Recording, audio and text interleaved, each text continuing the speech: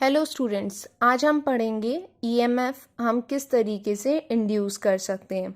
जैसा कि हमने अपने प्रीवियस टॉपिक में पढ़ा है, जब मैग्नेटिक फील्ड सर्किट के साथ लिंक करती है तो मैग्नेटिक फ्लक्स चेंज होता है और ईएमएफ इंड्यूस होता है। तो इसके लिए हम 3 मेथड्स पढ़ने वाले हैं।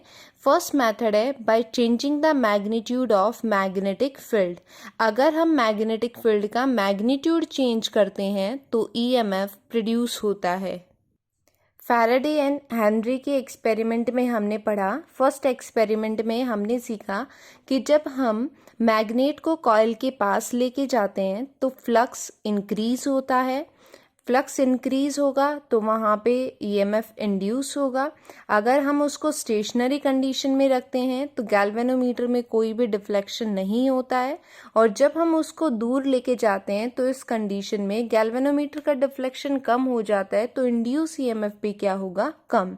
एंड थर्ड एक्सपेरिमेंट में हमने क्या सीखा कि अगर हम स्टेशनरी कंडीशन लेके चल रहे हैं तो उस कंडीशन में भी हम इंड्यूस ईएमएफ को प्रोड्यूस कर सकते हैं बाय प्रेसिंग और रिलीजिंग द की। ये हम ऑलरेडी पढ़ चुके हैं फैराडे एंड हेनरी एक्सपेरिमेंट में।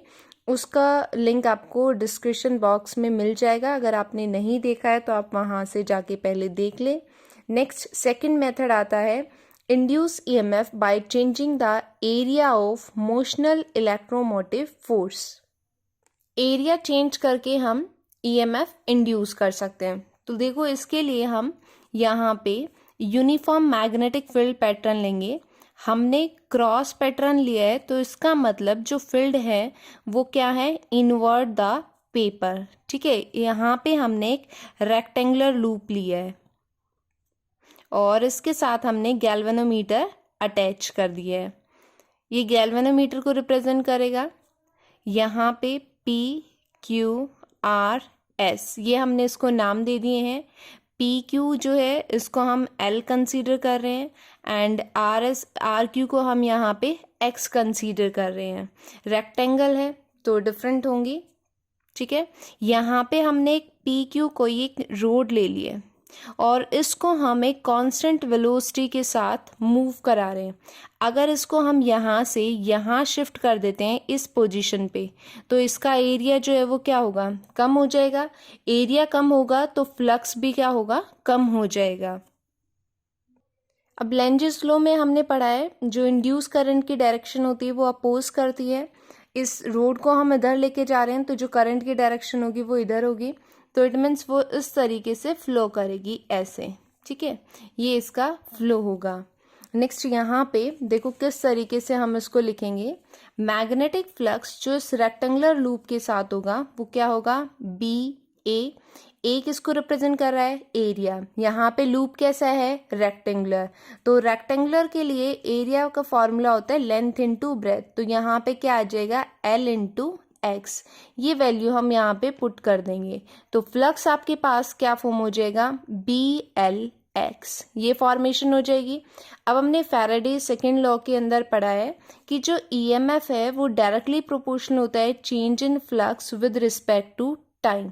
यहाँ पे x जो है वो टाइम के साथ चेंज हो रहा है। अब x चेंज हो रहा है तो इसका मतलब फ्लक्स जो है वो यहाँ पे वेरी कर रहा है, तो उसको इस फॉर्म में हम लिखेंगे। Next -d/dt। फ्लक्स की वैल्यू हमारे पास है BLX, ये हमने रख दी। BL कांस्टेंट है, इसको बाहर ले लेंगे। अंदर टर्म आएगी dx/dt, ये फॉर्म हो जाएगा। dx/dt किसको रिप्रेजेंट कर रहा है, change in distance with respect to change in time, that is speed. तो उसको हम रिप्रेजेंट करेंगे v से। तो यहाँ पे आ जाएगा BLV -dx/dt, v के इक्वल होगा और ये किसके इक्वल आ गया, E के। इसको हम क्या बोलते हैं, मोशनल इलेक्ट्रोमोटिव फोर्स। मोशन के अंदर है यहाँ पे, इसीलिए ये क्या कहलाएगा, motional electromotive force. Third method है induce EMF by changing relative orientation of coil and magnetic field. अगर हम ओरिएंटेशन को चेंज करते हैं तो इंड्यूस ईएमएफ प्रोड्यूस होता है। जब हम एक कॉइल को मैग्नेटिक फील्ड के अंदर रोटेट कराते हैं तो थीटा जो है वो नॉर्मल होता है कॉइल के, एंड जो मैग्नेटिक फील्ड की डायरेक्शन होती है वो चेंज होती है, तो मैग्नेटिक फ्लक्स जो है वो भी चेंज होगा, और जब मैग्नेटिक फ्लक्स चेंज होगा तो ईएमएफ कॉइल के अंदर इंड्यूस होगा। एसी जनरेटर हम इसका एग्जाम्पल ले सकते हैं। इस तरीके से यहाँ पे हमने इलेक्ट्रोमैग्नेट्स लिए नॉर्थ एंड साउथ, और इसके बीच में हम कॉइल रख रहे हैं। अब ये कॉइल एक फोर्स एक्सपीरियंस करेगी, ठीक है। जब ये फोर्स एक्सपीरियंस करेगी तो ये कॉइल जो है वो रोटेट करना स्टार्ट कर देगी। अब कॉइल रोटेट कर रही है तो उसकी जो कंडीशन होगी मैग्नेटिक फील्ड के अलोंग, एक बार नॉर्मली है, एक बार परपेंडिकुलर है, एंटी पैरेलल फॉर्म के अंदर है, तो इसका मतलब वहाँ पे एंगल जो है वो चेंज हो रहा है, और अगर एंगल चेंज हो रहा है तो फील्ड भी वेरी कर रही है और मैग्नेटिक फ्लक्स भी जो है वो चेंज हो रहा है, ठीक है। अब देखो हमने पढ़ा है ईएमएफ जो है वो किसके इक्वल होता है, d phi over d t के, ठीक है। अब फ्लक्स किसको रिप्रेजेंट करता है, बी ए कॉस थीटा, इस टर्म को रिप्रेजेंट करता है। थीटा यहाँ पे किसको रिप्रेजेंट कर रहा है, डिस्प्लेसमेंट। अब रोटेशनल फॉर्म में डिस्प्लेसमेंट को कैसे लिखते हैं, omega equal to theta upon t. Speed के लिए ओमेगा, यहाँ पे डिस्प्लेसमेंट के लिए थीटा, और टाइम सेम रहता है, तो थीटा की वैल्यू क्या आ जाएगी, ओमेगा टी। अब इसी वैल्यू को हम यहाँ पे पुट कर सकते हैं, तो फ्लक्स क्या आ जाएगा, B A cos omega t. इस वैल्यू को हम यहाँ पे पुट कर देंगे, तो E equals to minus d over d t B A cos omega t, ये टर्म आ गया। अब ये कांस्टेंट है, इसको हम बाहर ले लेंगे। कॉस ओमेगा टी, इसका हमें डिफरेंशिएशन करना है, किसके रिस्पेक्ट में कर रहे हैं, टाइम के रिस्पेक्ट में, तो टी के साथ क्या है, ओमेगा, ये टर्म क्या होगी, आगे आ जाएगी। और कॉस ओमेगा टी जो है वो क्या होगा, minus sine omega t, minus already है, माइनस माइनस क्या हो जाएगा, प्लस, तो यहाँ आ गया sine omega t equals to क्या चल रहा है, ई के इक्वल, ठीक है।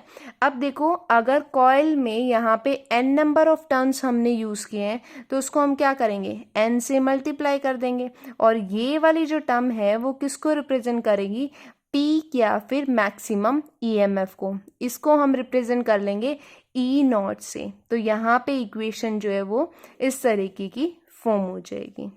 Is it clear? Thank you for watching my video. If you like my video, please like, subscribe and share.